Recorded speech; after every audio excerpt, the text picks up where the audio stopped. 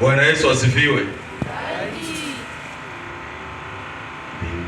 Mbinguni kuna wazee wanaomwabudu Mungu kweli.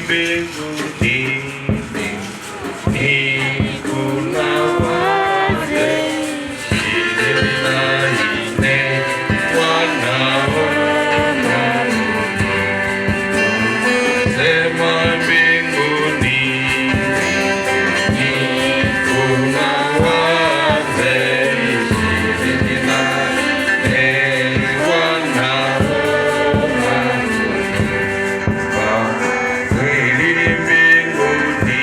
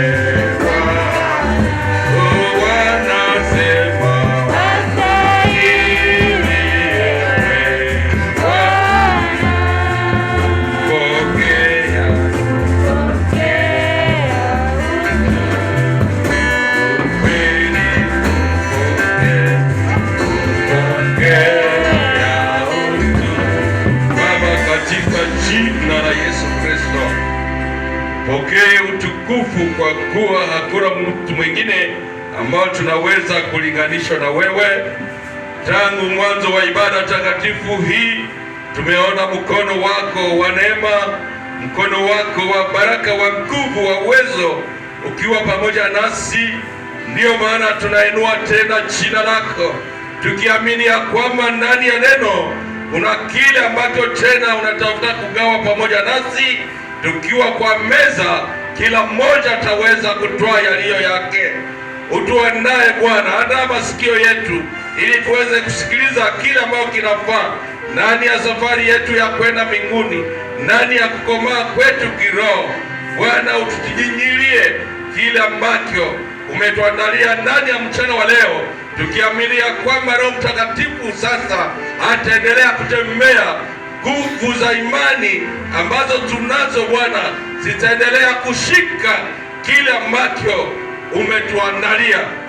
Asante Bwana kwa ajili ya hekima ya kimbingu, kwa ajili ya elimu ya kimbingu, kwa ajili ya maarifa ya kimbingu ambayo Bwana utaendelea ukitumia ndani ya mchana wa leo, asubuhi hii, ili kila mmoja aweze kupokea yaliyo yake. Enea ndani ya mkutano, namna Bwana umeenea ndani yetu, kwa kuwa unasema wewe ni Mungu pamoja nasi.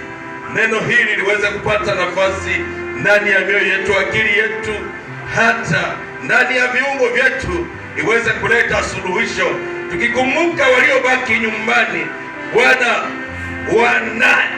ili kwa nguvu za imani, kwa neema kubwa yako, na watakalopokea neno hili waweze kubarikiwa pamoja nasi.